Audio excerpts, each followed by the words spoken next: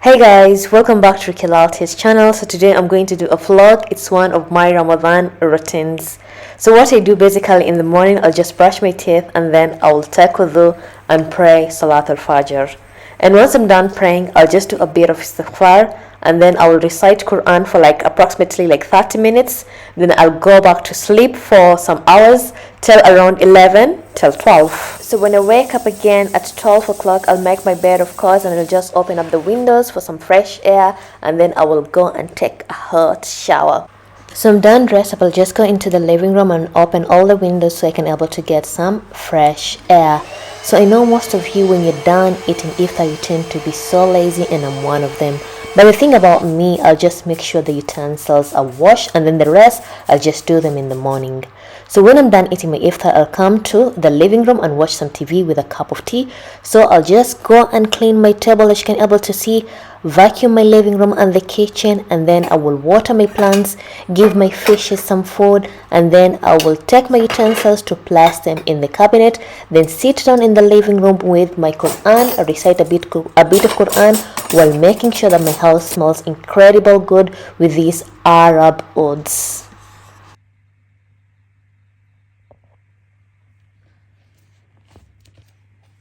So on this day when I was making my vlog, it just had the bell ringing and then here we are, my Baling House cooking set arrived, the non-stick pots. I'll do a special video on this because a lot of people have been praising about this brand. And then it was 12:30, I had to pray Salat al-Duhr and then recite some Quran and do a bit of istighfar. And then when I'm done, usually praying Salat al-Duhr, that's when I'll start making my iftar. So of course I got from Mombasa, from Kenya, East Africa. I love to cook, like it makes me so happy. I can stay the whole day in the kitchen, I won't get bored. And most of my cookings I just learn it from my mom, my aunties, my grandmother. May Allah grant them and may Allah forgive their sins because they're already gone. But I enjoy cooking, and especially during Ramadan. We're not supposed to do that, but it's just like our culture.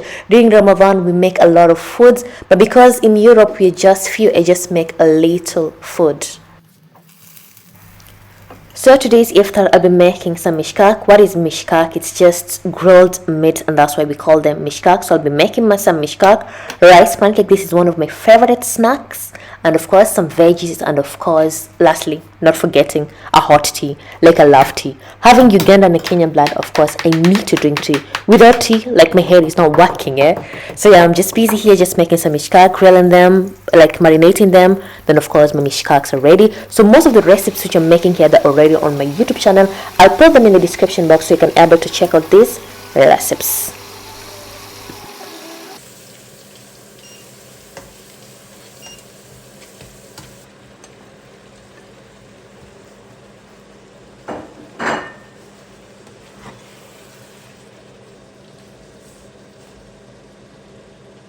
Oh yes, when you see the tea is ready, just know that everything is ready, like my food is ready. Oh my god, I have most of energy when it's time to break my fast. Oh my god, that the energy that I'm having is not normal. And then the thing about me, when I'm home I have a lot of energy than when I'm working. When I'm working I won't talk with anyone, like I'll always be quiet. People are like, okay, today is not Rukia's day, like yeah, she's quiet, she's fasting. But once I break, oh my god, the energy that I get is not normal. Anyway, it's me here just breaking my fast with the things which I made: pancakes, mishkak, and some vegetables. And of course, when we break our fast, we always, like Muslims, we always, it's sunnah, like to break your fast with some dates and some water. So I know the thing which I'm doing here is not allowed. You're supposed to break a fast with dates and water, then come back and eat. But for me, like I can't hold myself because I cannot go to pray and then I'm thinking that my food is ready. So what I do, I'll just eat a bit. I'll just, not much, because when you eat much, then you tend to be lazy. So I'll just eat a bit, then go and take a shower, and then I pray my maghrib because I don't like praying when I stink food. So I take shower, then I come to continue to eat my iftar. I know it's a weird routine, but then that's me.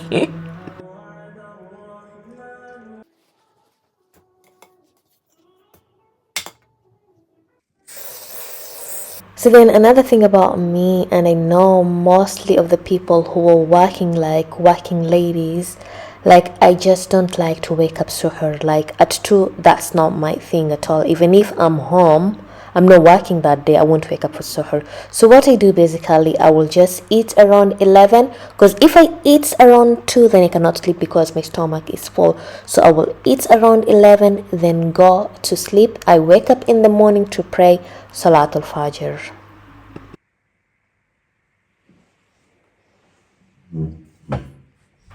So this is the second day. I just wanted to combine 2 videos, the day when I'm working and the day that I'm not working, because sometimes I work till 8:30 or 9:30 in the evening.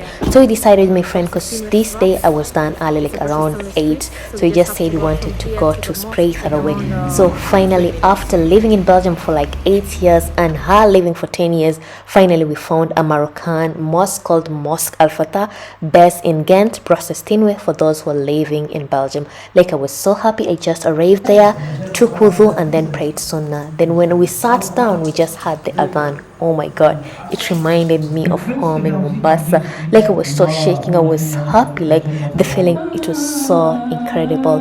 And then we prayed our Taraweeh. So the difference between Taraweeh here in Belgium and in Kenya, Mombasa specifically, the Mombasa Taraweeh is so long, and we're even not allowed to make prayer so long, because you tend to lose concentration. So it was quite short, not really quite short, for 1 hour, which was perfectly okay. Then we were done, and Alhamdulillah, it was the best experience ever. We will definitely come back again to pray Taraweeh, not only Taraweeh, with other Salat, inshallah. Allahu Akbar.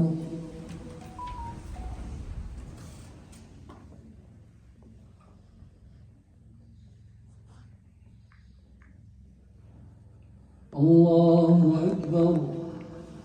Alhamdulillah, we're done praying Taraweeh. It took us 1 hour. It was quite short than in Mombasa, alhamdulillah. The fact that we had the adhan, the Quran being recited, oh my god, mashallah, mashallah. It was so amazing. I was so happy. My heart is relieved, wallahi. The mosque was full, because we have the first part and the second part. So the first part of the ladies, it was full, so we had to even come here. Oh my god, like, it's so incredible, alhamdulillah. It's a good experience, and I'll come inshallah again.